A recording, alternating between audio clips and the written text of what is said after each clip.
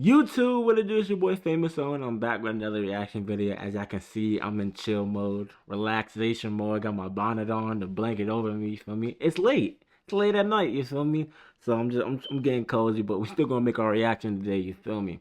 We always gotta make a reaction every day. So today we reacting to do all black men think the same? Hmm. This intrigued me because I'm black, as you can see. But nah, like it really intrigued me because I'm trying to see do all black men think the same or do they think differently? I think some people think differently. Everybody has their own mind, so we're gonna see the type of questions that they ask. So let's get into the video. To recognize that maybe a lot. The future of your business is here. With Into Wix, it. you get advanced AI capabilities. For more custom.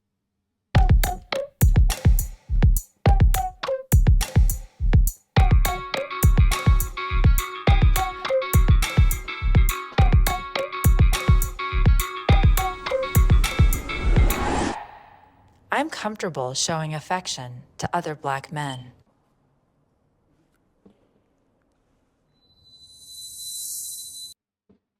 Yeah, I'm comfortable showing affection to other black men.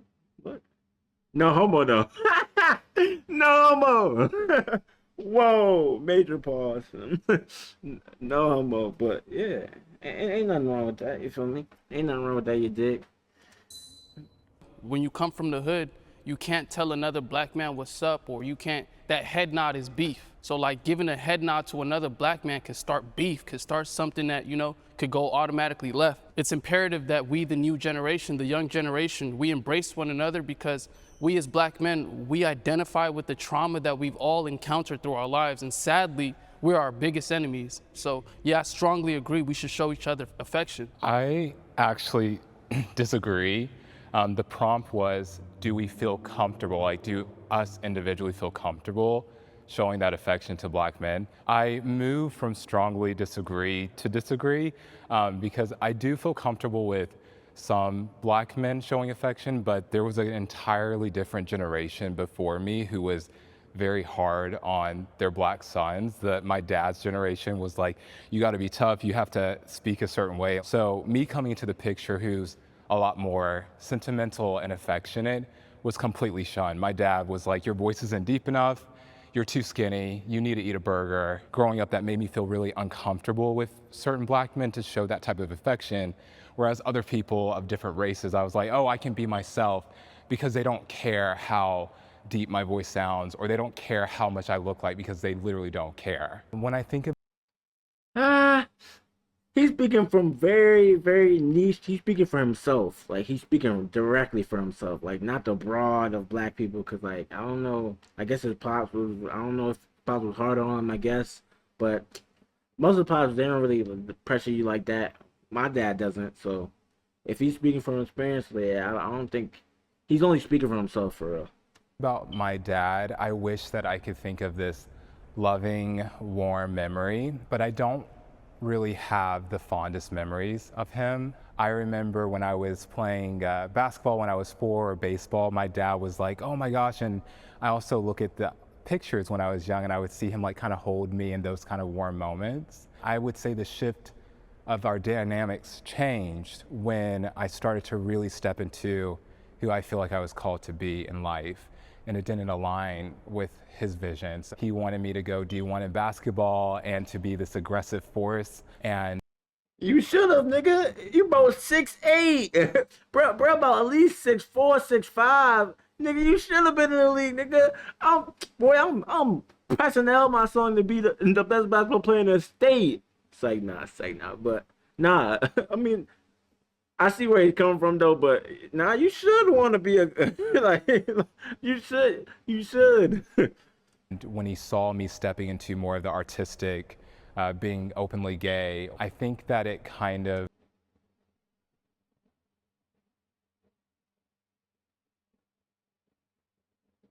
shifted his perspective. And at the end of the day, he's not a bad guy. Like, he is a wonderful human being. It doesn't change the fact that I love him regardless. If we're talking just Purely like personally, I've been privileged to not have that experience. My family is really close-knit. My dad's always shown me a lot of affection, and then that's encouraged me to show that same type of affection. My cousins, we have extended family, friends, etc. I feel very privileged in that regard. And I mean, I'm open to giving hugs. I like play with my dad's ears. I'm 38 years old, I still do that. I wish I had that experience too, because I know what you're talking about, and I'm like that. Like, I'm very warm and huggy-feely.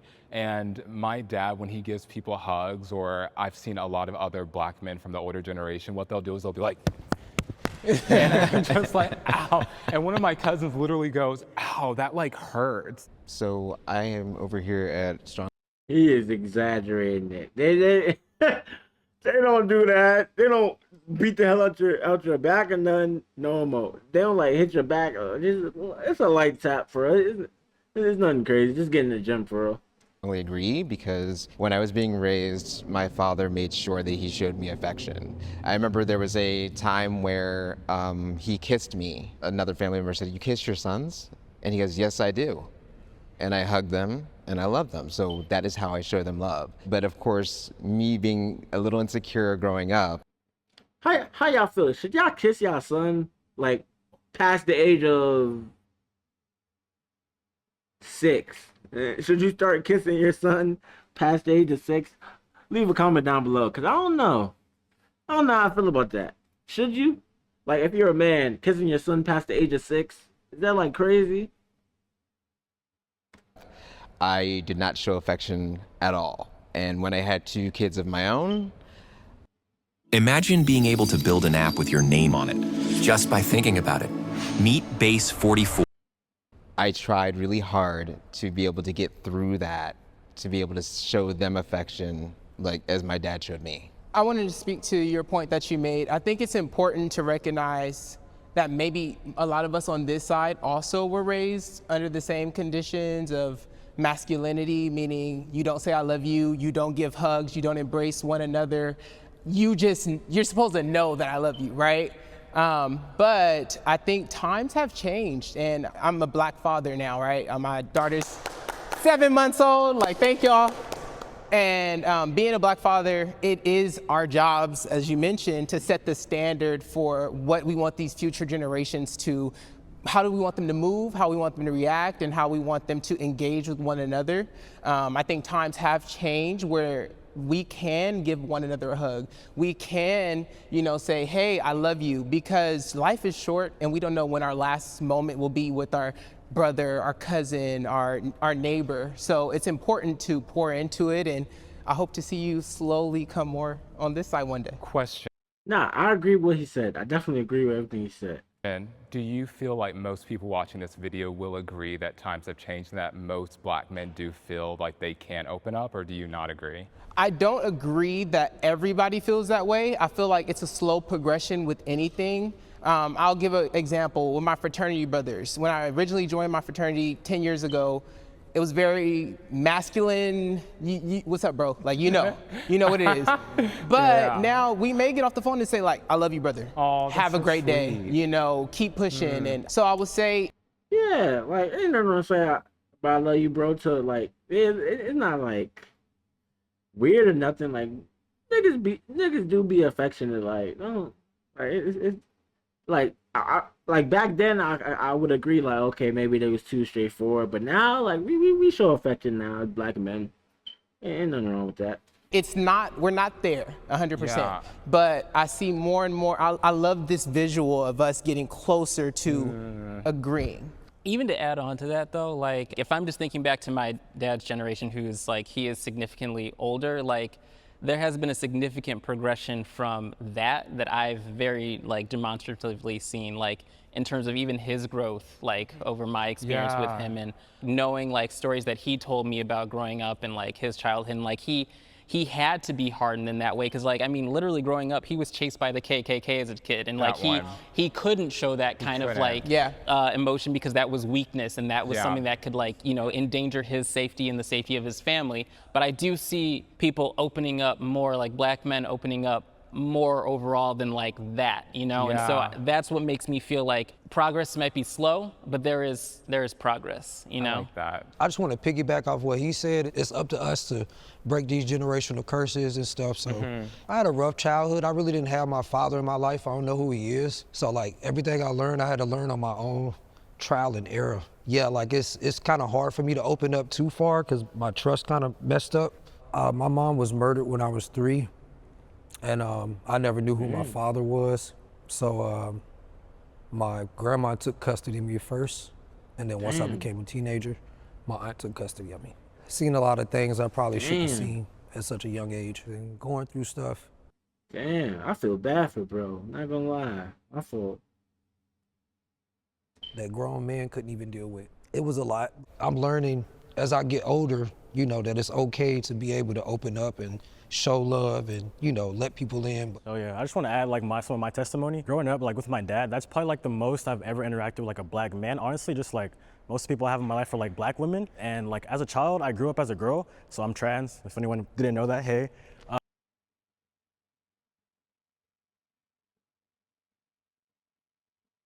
So he showed me, thank you, brother. So he showed me like a lot of affection because I was like his little girl, right? So like he would tell me I love you, I'll get kisses tucked in bed, like just like princess treatment for real, for real. I transitioned at 18, so like I started presenting like this, right? You know, I started sounding like this, I just looked like a man, and I did feel like a shift in how he treated me. Like I realized that like, okay, now we're really like masculinity to masculinity, like it just felt different. Like I didn't get as much I love yous. Transitioning at such like not a young age, but during high school, I think that's like a really pivotal time in my life. And the biggest struggle I had to deal with was honestly like family. Feeling at home in my body is the easy part, like this is fun, but just navigating family life, especially being a black person and navigating life with African parents and all that, that was the hardest part. I have a question. So you mentioned. So usually they go from boy to girl. He went from girl to boy. Nah, that's lit. That's lit. And that shift happened when you were transitioning. Yeah. Do you feel as though the shift was your dad now treating you as you wanted to be seen and as you walk through the world? Yeah. Or do you feel like there was maybe resentment or some untalked about, you know, feelings that went along there? Maybe both.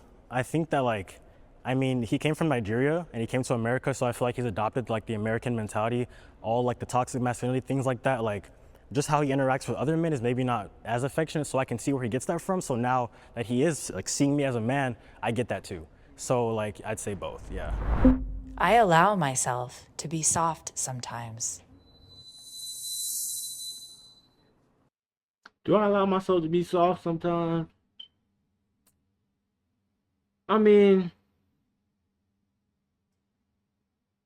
probably once in a blue moon, but to be honest, bro, you can't be soft all the time, but you gotta keep going. You gotta get what you need to do. You need to get done what you need to get done to better in life. Because if you feel soft all the time and just like feel weak, this and that, like your days become like very repetitive, and it's hard to grow off of that. Just in my opinion, for me. Don't kill me in the comments. Just for me. Yes, this world it's not a place for soft people. If you want to run a business in today's economy, in today's industry, there's no room for soft people. I agree. I agree. Point blank, period. Like exactly what he said. There's a spectrum, right? There's like soft, and there's like also where you have to be hard. There are times where I have to be blunt, and then there's times where I'm talking to my team like, did you guys watch Family Matters and Blastoise and Pokemon? And then there's times where Are you doing that on the clock? Huh? Are you doing that on the clock, or possibly there's a break? I'm doing that on the clock, and it's served me very, very well. So like, I understand what you're saying, because I feel like a lot of times black men are taught like you have to be hard all the time, but look where it's gotten us, like truly. And like, but whereas I see other black people who are in high positions and they treat people with kindness, whether it's business or not, and doors fly open for them. So there's a spectrum. It's not just being blunt all the time. And I want to hop in right there. Kindness is different from weak, though. Being kind and being weak is two totally different things. I can be very kind to other people, but I would never be weak. To your point, at what point are you soft? So I think about, I'm soft when I get home, when I'm decompressed. Yeah, of course. Clothes off, my wife is there, my daughter's there. I'm not coming in like you know, you No, need to be doing I'm this. coming smoking wood, kicking it, laid back. But when I get into that door, nothing is going past me. So being soft, I'll pinpoint Why they it to cut it soft like in that? business. I use my platform to do things for others that I wasn't even able to do for myself at the time. In that sense, I was being soft and I was being open and I wanted the best for everyone and everything. It was so frustrating to me. I mean, it cost me my sanity. And so I realized like being soft and having a good heart don't take you nowhere but stepped on.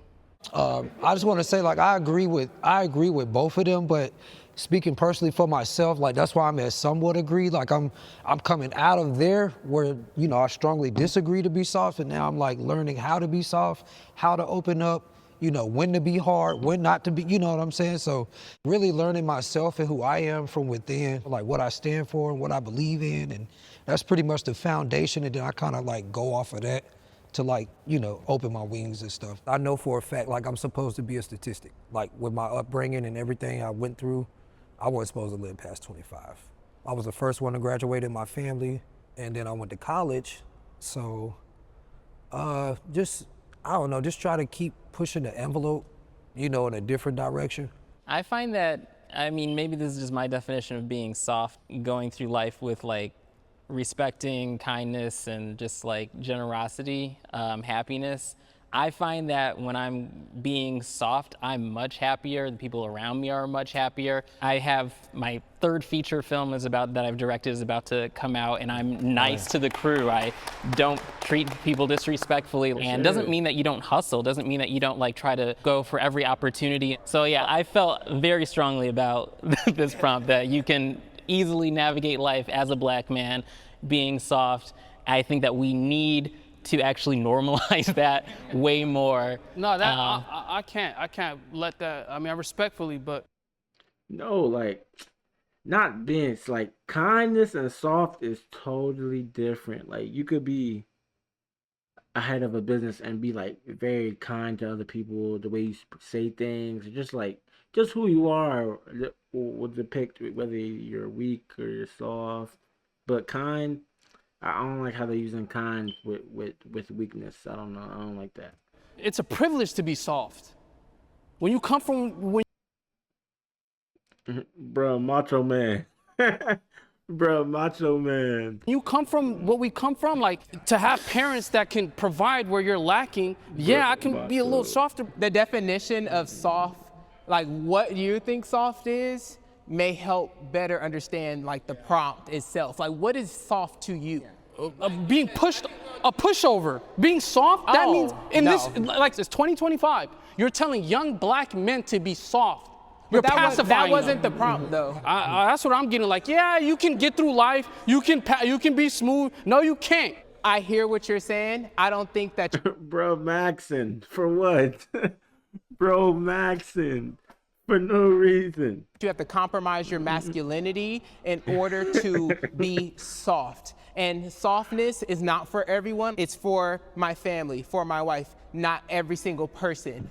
I'm sorry if I said it wrong or if it came out wrong. I believe you are beyond talented and you've done exactly what you need to do to get in the space and the field that you're in. But I think what I was speaking to is you are blessed enough to have a successful father that's there. Without that father there, the young black kid has to be strong. I have a friend who came up from like way lower than I did. Like, I mean, he was struggling. He didn't have a father figure, nothing. He's way more successful than I am right now. He has a family. He lives in a $1.7 million house. Like, he worked his way up there, and he is one of the softest people. He treats everyone with respect, kindness. He got there, like, he's still like a very like masculine, like driven person. And maybe our differences are in what softness is, like our definitions of softness. But I feel like he is the definition of a soft black man, and he has reached these heights, and he is demonstrating that now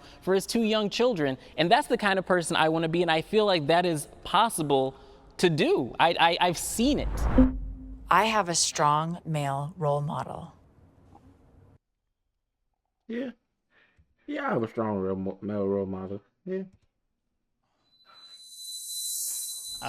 I'll start out. Yeah, I definitely do. My dad is an incredible role model. That's like one of the great privileges of my life. I was adopted into a upper middle class family. My dad is one of the like top urologists in the country. Oh, wow.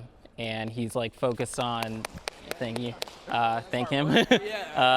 He's focused on prostate cancer, specifically in black men. An incredible role model. I aspire to be as great as him one day, so. My dad, I feel like for me, he's so like inspirational that I also kind of feel like I'm not letting him down, but just like I got big shoes to fill because like he just got his PhD last week and we flew out to Georgia for that. Like he's taking care of me in all aspects, so like I can't ask for more, to be honest. So I got my dad. I'm totally shocked that I'm actually really happy that I'm the only one over here, unfortunately. I resonate with so much what you said. I was a child prodigy in basketball. I got a college tennis scholarship and hit up against Taylor Townsend, Donald Young. I have played classical music, I'm learning Italian, and I work for a great company. But the goalpost was always moved. That relationship with my dad and hearing those things or going to basketball tournaments and winning and being like, well, you didn't score enough for the team. Dad, we won.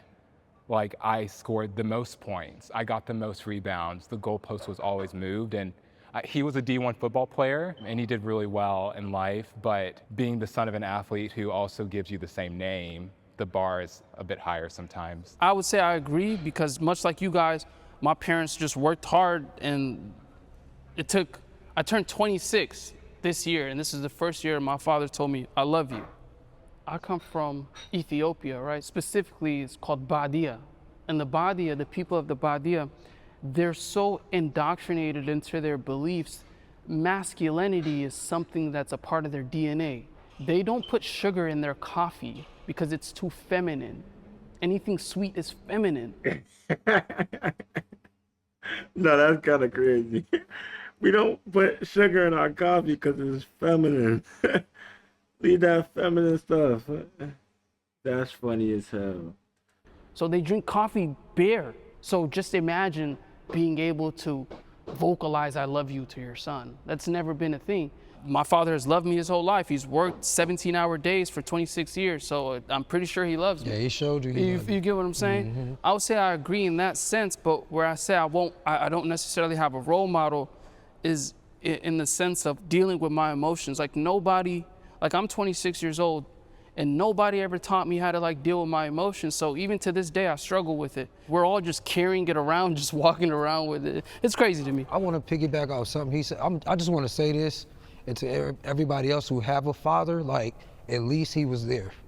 Mm-hmm. Like I never had one since I was born. So like all of these things I had to learn on my own from like the women in my family dealing with different men. You learn what you can while they're around and then they gone, you know what I'm saying? So yeah it's a whole, it's a show. I do want to say one thing though to that, like I hate that your father wasn't there, but sometimes I feel when people do bring up like the at least your father was there, it kind of diminishes the experience of the person who did go through it, and one is not higher than the other. I get what you said. I didn't mean it that way, but I get what you're saying. They're just two different walks. I moved from strongly agree to somewhat agree because the question was, you have a strong male role model. I feel like I didn't have an individual who was the role model, but I had to seek out who I had to look up to for whatever it is I was trying to accomplish. But when I was standing on strongly agree, although I do have a lot of positive male role models that I've found throughout high school, all the way up into college and thereafter, my dad wasn't in my life because he was incarcerated. So he's always in and out of jail. And I had to kind of navigate manhood on my own. And my mom did what she did, but I think that it's important to realize that you need the dad in the household to teach a boy how to become a man. So I agree. I agree with that, for sure. I feel with what you were saying about like, even though my dad gave me a lot of tools and he worked really hard and he instilled that within me, I feel like my 20s and up, it was like, you better figure it out. And like when you're in a state by yourself, nobody is coming for you. Like when you go to bed at night, nobody's coming for you. There's no one to call. Feeling alone and not having someone to call is something I feel like a lot of younger black males experience. And my nephew, I am a role model for him, and I realized not having a father in my life, I now have to step up to the plate to be the role model for my family, for my wife, for my own child now, and that's setting the tone. So in college, I got up to like 360 pounds. And I've lost over 177 pounds naturally. So it's like I teach my family, my friends, my network how to be healthy mentally, physically, emotionally. So somebody who maybe knew me 10 years ago may not recognize me now, but I now have to step up to be the men that you all are giving your credit to in the future. I've had to code switch both professionally and personally. Hell yeah. You have to do all the time. Boy, if I'm at work, how you doing, sir? Yeah, for sure. Yeah, did you hear about the weather? Yeah, well, we might have a tornado or a storm coming soon in San Francisco. Like look, like what? Boy, I'm code switching like hell. Like a motherfucker, I'm code switching. What are we talking about? For sure.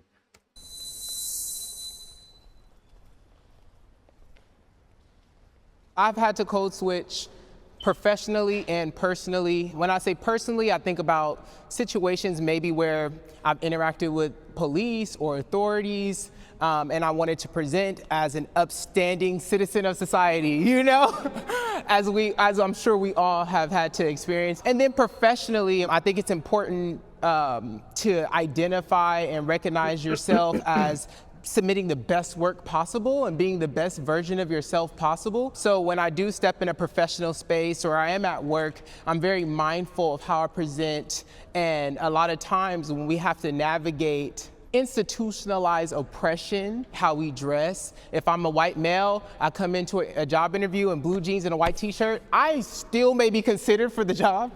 But if I did that, I am a thug, and all my merits, my education is stripped away. So I know I have to dress up better. I know I have to present, and I have to make sure that I'm articulating my words so I can navigate through society and life. Can I back you up? Of course. I agree with everything he said. He's correct.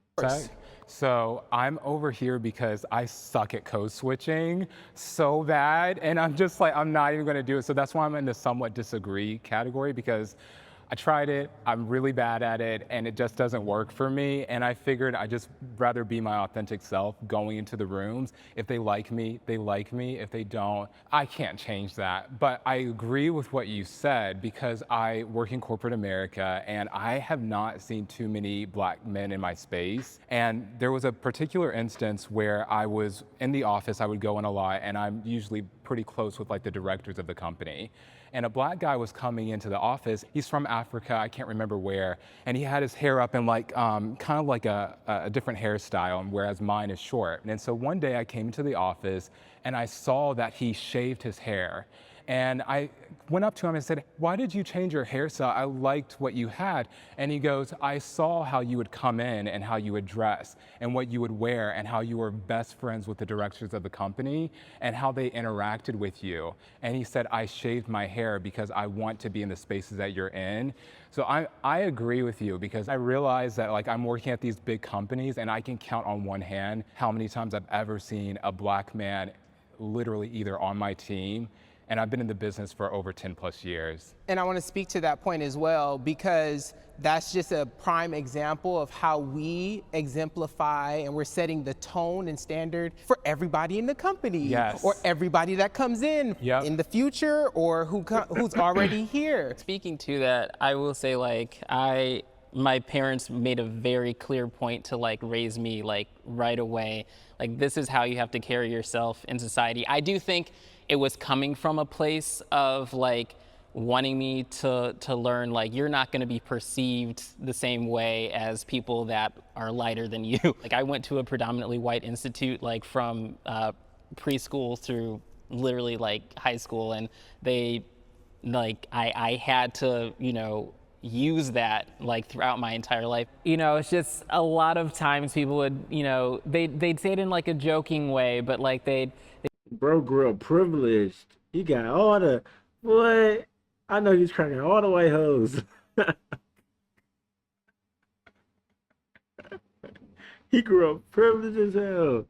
they'd be like, oh, you talk, you don't sound black, or, I don't think of you as like a black person, as though that's a bad thing. But then I'd have, like, on the other side of things, I'd have black friends that came into the school or that I knew outside of the school. Like, sometimes they call me an Oreo because they thought that I was too white. And so it's just like all these like weird, I never was able to kind of find like this place where I fit in, it felt like, growing up. But I think that as a result of that, I kind of became a little bit of a chameleon, and code switching became very like intrinsic and just very natural for me to be able to switch, how I'm speaking to, given whatever group I'm in. Yeah, I moved because we've just labeled it it's not code switching. It's called being professional. And I was cussing since I was a kid. And if you go to any inner city across America right now, guess what them kids are doing? Cussing. Guess what they're gonna grow up doing? Cussing. Then they're gonna be professionals. They're gonna be adults. They're gonna Bruh, so blunt with it though. That's crazy. have to conduct themselves in society.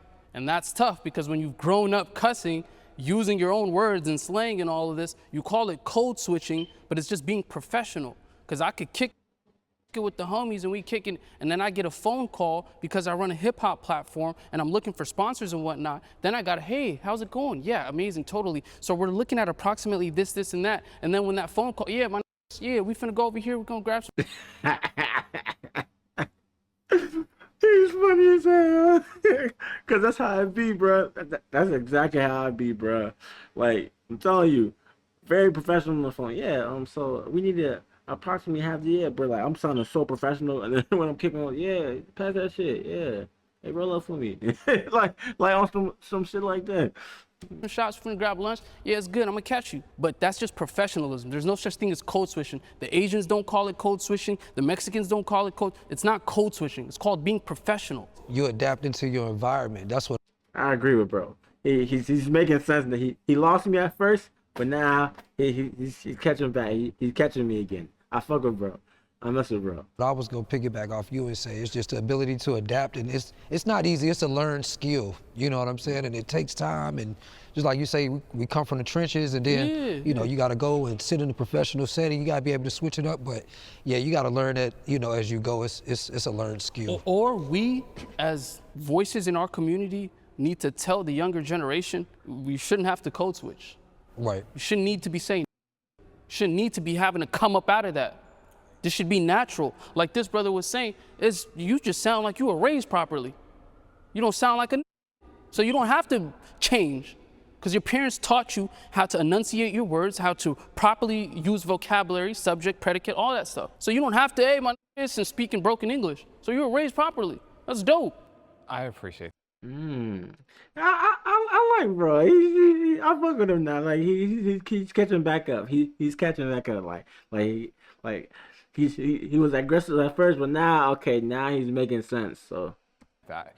I hate that we're even kind of talking about this in a way, because what happened to like Black excellence and just articulating our words and speak, because when people look at us and the person who speaks articulately in the room, they're like, oh my gosh, you sound white.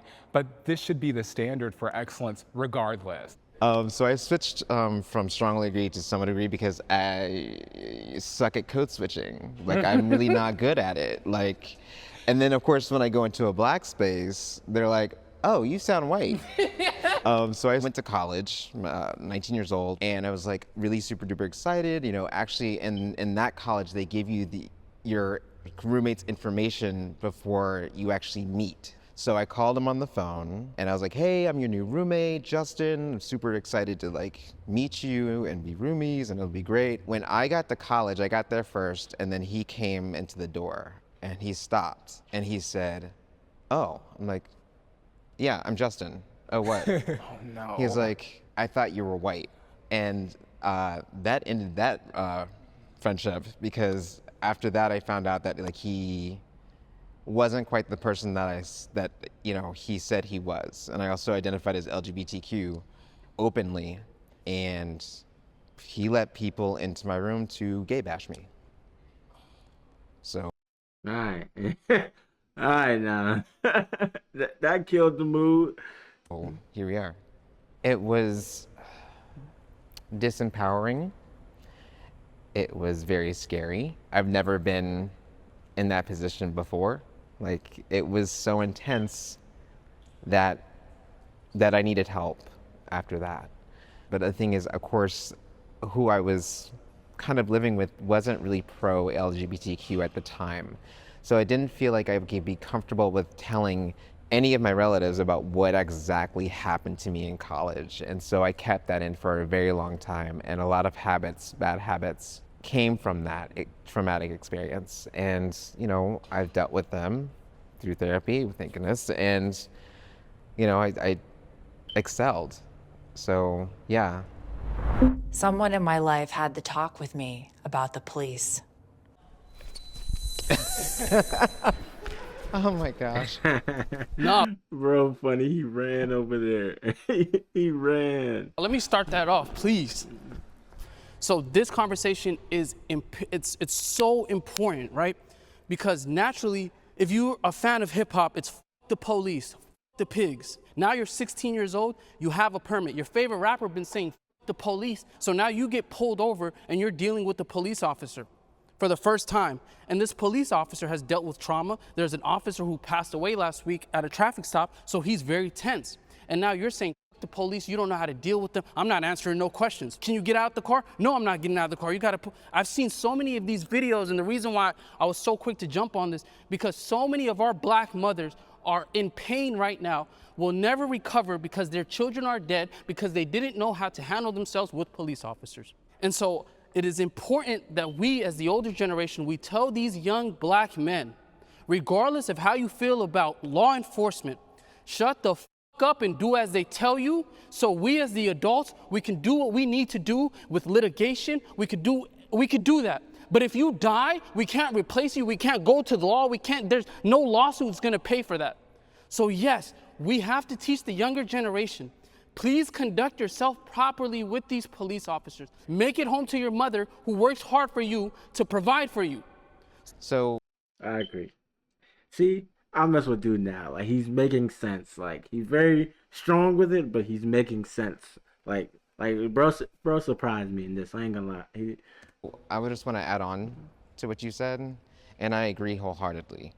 And my father, who grew up civil rights movement, Alabama, he had to sit down with me and my brother and had a real serious talk about, okay, so if you get pulled over by the police, yes, sir, no, sir, yes, ma'am, no, ma'am. Take your ID and your insurance out already. Yep. And have it ready. Do not necessarily stare them in the eye, but actually just make sure that they know that you're paying attention to them. Make their job as easy as possible. Right? And make it as easy as possible for them so you can just keep it moving. That's what he taught me, and I have a black son. And one time, he decides to go into a supermarket and take his backpack with him. I got a call. We have your son. He's been detained. Please come down and get him. When I got him, I had to say to you, listen, when you go into a store, you are not to carry a backpack with you. And he was like, why not? I said, because you're a black man. They are already looking at you when you walk in the store. And why would you have that backpack with you anyway? And of course, I was questioning him, and he's like, nothing. I'm like, okay, we're gonna talk about this when we get home. No, I think you made a great point. It's important for us to try to identify all these preconditioned steps before you even get in the car. Growing up in Watts, you of course know about police, you know what to say, what to do, where to go. But at the same time, when I started driving as a teenager, I didn't have the opportunity to have this in-depth talk with my mom. My dad's not in the home. So I didn't have a conversation about what it meant to be a black teenager driving in the San Fernando Valley. I kept getting pulled over. Did I ever get a ticket? No. But it would be a series of like questions, and I'll be interrogated. And where are you going? What school do you go to? Oh, okay. And then they would fill me out and I would be let go. But that kept happening to me. And I didn't want to tell my mom because I thought I was doing something wrong. So I talked to my Hispanic friends in my class, my Latinx community, and I would ask them, like, are you getting pulled over? And they're like, no, I've never been pulled over. And I'm like, so it's just me? And then it's like these light bulbs that are clicking, and it's very scary to be alone by yourself, heart racing, handing over your ID and insurance, and it shouldn't be that. But I will teach my children, male, female, exactly how to navigate that process, because it's more than just a quick tip. It's a life-saving skill, as you talked about. So I'm on disagree, basically because I never got that, I guess, specific explicit talk from my parents, because again, like I said, I was brought up as a girl, so I think that kind of just mitigated that conversation. I don't know, I just never got it.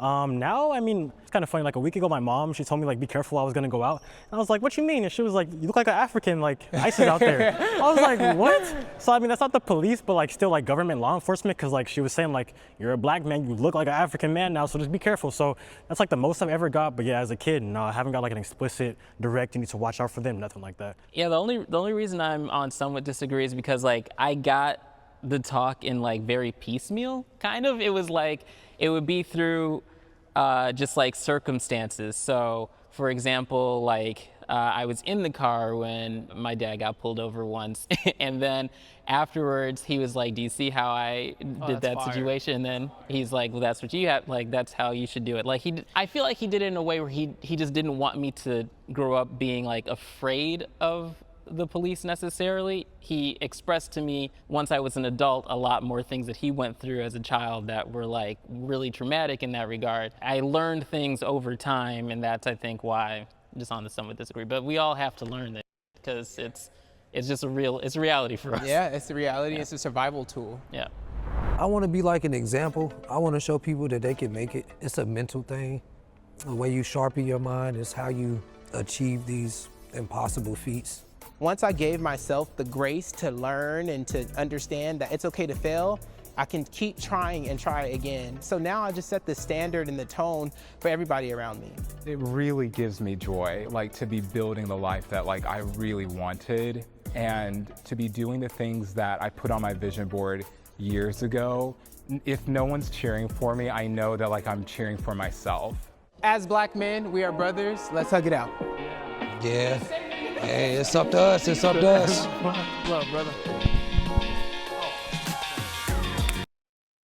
W Jubilee, a lot of insights on how black people are treated in this generation, how they move, how we're supposed to move, how we're looked at, the things that we go through. So this was a good little video to explain the things that we had to go through and how we feel about each situation. So W Jubilee, fuck with the video. I will be reacting to more Jubilee. So, or whatever videos y'all want me to react to, leave it down in the comments. But make sure y'all like, comment, subscribe.